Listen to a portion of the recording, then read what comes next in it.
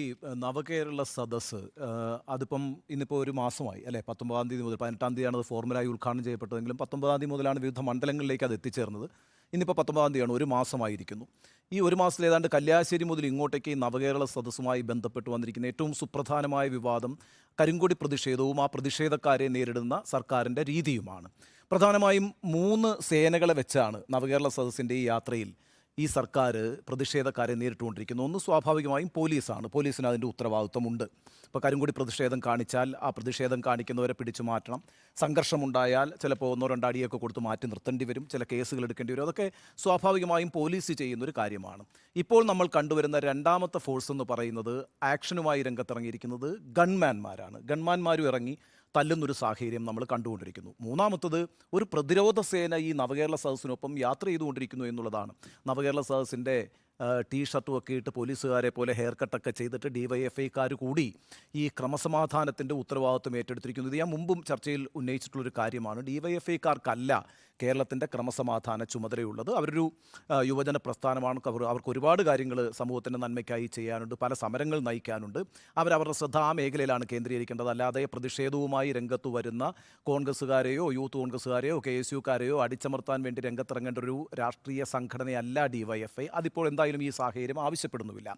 പക്ഷേ അതൊന്നും തന്നെ നിയന്ത്രിക്കാൻ മുഖ്യമന്ത്രിയോ മുഖ്യമന്ത്രിയുടെ പാർട്ടിയോ തയ്യാറാകുന്നില്ല എന്ന് മാത്രവുമല്ല, നല്ല രീതിയിലുള്ള പ്രോത്സാഹനം അതിന് ലഭിക്കുകയും ചെയ്തിട്ടുണ്ട് എന്നുള്ളതാണ്. അതുകൊണ്ടാണല്ലോ ഇപ്പോൾ മുരളീധരനൊക്കെ പറയുന്ന കണക്ക് ഇപ്പോൾ ഈ നാട്ടിൽ ജീവൻ രക്ഷാപ്രവർത്തനം എന്ന് പറയുന്ന ഒരു തമാശ വാക്കായി മാറിയിരിക്കുന്ന ഒരു സാഹചര്യം ഉണ്ടായിരിക്കുന്നു. നോക്കൂ, ഈ നവകേരള സദസ്സ് എന്ന് പറയുന്നത് സംസ്ഥാനത്തിൻ്റെ ഒരു ക്രമസമാധാന പ്രശ്നമായി മാറാൻ സർക്കാർ അനുവദിച്ചുകൂടാ, സർക്കാരിന് നേതൃത്വം കൊടുക്കുന്ന പാർട്ടിയും അനുവദിച്ചുകൂടാ. ഇപ്പോൾ ഞാൻ പലപ്പോഴും ചൂണ്ടിക്കാണിച്ചിട്ടുള്ളതാണ്, നവകേരള സദസ്സ് എന്ന് പറയുന്നത് വാർത്തയാകുന്നത് ബിക്കോസ് ഓഫ് റോങ് റീസൺ. പല തെറ്റായ കാരണങ്ങളാൽ അത് വാർത്തയാകുന്നു എന്നുള്ളൊരു സാഹചര്യമാണ് ഉണ്ടായിരിക്കുന്നത്. ഏതായാലും നാളെ മുതൽ ഇത് വീണ്ടും രൂക്ഷമാകാൻ പോകുന്നു എന്നാണ് ഞാൻ മനസ്സിലാക്കുന്നത്. കാരണം ഇപ്പം നാളെ വൈകുന്നേരം 6 മണിയോടുകൂടി വർക്കലയിലേക്ക്, അതായത് തിരുവനന്തപുരത്തേക്ക് ഈ നവകേരള സദസ്സ് പ്രവേശിക്കുകയാണ്. നാളെ 564 പോലീസ് സ്റ്റേഷനുകൾ ഉപരോധിക്കാനാണ് കോൺഗ്രസിൻ്റെ തീരുമാനം. 5 ലക്ഷം പേരെ അണിനിരത്തിക്കൊണ്ടാണ് അവരത് ചെയ്യുക എന്ന് പ്രഖ്യാപിച്ചിട്ടുണ്ട്.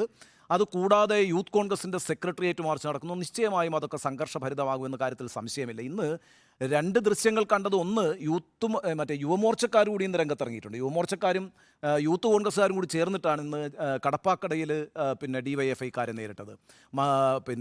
കൊല്ലത്ത് തന്നെ മറ്റൊരു സ്ഥലത്ത് യൂത്ത് കോൺഗ്രസ്സുകാർ പെപ്പർ സ്പ്രേ ഉപയോഗിച്ച് DYFIക്കാരെ ആക്രമിച്ചു. DYFIക്കാരും യൂത്ത് കോൺഗ്രസ്സുകാരും തമ്മിലുള്ള ഏറ്റുമുട്ടലാണ് അവിടെ കണ്ടത്. അതായത് ഇതുവരെ അടികൊണ്ടുകൊണ്ടിരുന്ന യൂത്ത് കോൺഗ്രസ്സുകാർ KSUക്കാർ തിരിച്ചടിക്കാൻ തീരുമാനിച്ചിരിക്കുന്നു. അതിനുവേണ്ട പ്രോത്സാഹനം പാർട്ടി നേതൃത്വവും നൽകുന്നുണ്ട്. സത്യത്തിൽ മുരളീധരൻ പറയുന്ന കാര്യത്തിനകത്തൊരു ഒരു കാര്യമുണ്ട്. കാരണം വെച്ചാൽ ഈ കല്യാശ്ശേരി മുതൽ ഇങ്ങോട്ടേക്ക് ഈ കുട്ടികൾ ഈ അടികൊള്ളുമ്പോൾ ഈ ശീതീകരിച്ച മുറിയിൽ നിന്ന് വാർത്താ സമ്മേളനം നടത്തിയും പ്രസ്താവനകൾ ഇറക്കിക്കൊണ്ടാണ് നേതാക്കളൊക്കെ ഇതിനെക്കുറിച്ച് പ്രതികരിച്ചുകൊണ്ടിരുന്നത്. ആദ്യം VD സതീശൻ പറഞ്ഞത് ഇനി ഇത് തുടർന്നാൽ MLAമാരിറങ്ങും MP മാരിറങ്ങും എന്നൊക്കെയാണ്. ആരെയും നമ്മൾ എവിടെയും കണ്ടിട്ടില്ലെന്ന് മാത്രമല്ല, ഈ കുട്ടിക്കുരങ്ങനെ കൊണ്ട് ചുടുചോറ് വാരിക്കുക എന്ന നിലയ്ക്ക് കേരളത്തിലെ എല്ലായിടത്തും അടി വാങ്ങിച്ചു കൂട്ടാൻ വേണ്ടിയിട്ട് KSUക്കാർ രംഗത്തിറങ്ങി എന്നുള്ളതല്ലാതെ പാർട്ടിയിൽ നിന്നൊരു പരിരക്ഷയോ പാർട്ടിയുടെ ഒരു പിന്തുണയോ ആ അർത്ഥത്തിൽ ലഭിച്ചിട്ടില്ല. ഞാൻ പറയുന്നത് അവരൊക്കെ കൂടെ ഇറങ്ങിയിട്ട് കേരളത്തിലൊരു ക്രമസമാധാന പ്രശ്നം ഉണ്ടാക്കണം എന്നുള്ള നിലയ്ക്കല്ല. പക്ഷേ ഇതൊരു അൺവാറൻറ്റഡ് സിറ്റുവേഷൻ. അതായത് നവകേരളം കെട്ടിപ്പടുക്കുന്നതിന് വേണ്ടി നടത്തുന്നൊരു യാത്രയിൽ ഏതെങ്കിലും തരത്തിലുള്ള പ്രതിഷേധങ്ങൾ ഉണ്ടാവുകയാണെങ്കിൽ ആ പ്രതിഷേധങ്ങൾ അതിൻ്റെ വഴിക്ക് വിടുക, അല്ലെങ്കിൽ അത് പോലീസ് കൈകാര്യം ചെയ്യട്ടെ എന്നതിനപ്പുറം ആ സദസ്സ് സംഘടിപ്പിക്കുന്നതിൻ്റെ യഥാർത്ഥ ലക്ഷ്യത്തെ ചോർത്തിക്കളയുന്ന തരത്തിലുള്ള പ്രവർത്തനങ്ങൾക്ക് പാർട്ടിയോ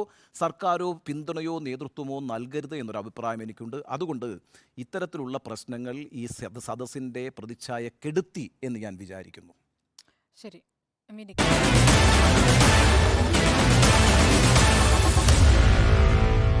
Meet the editors.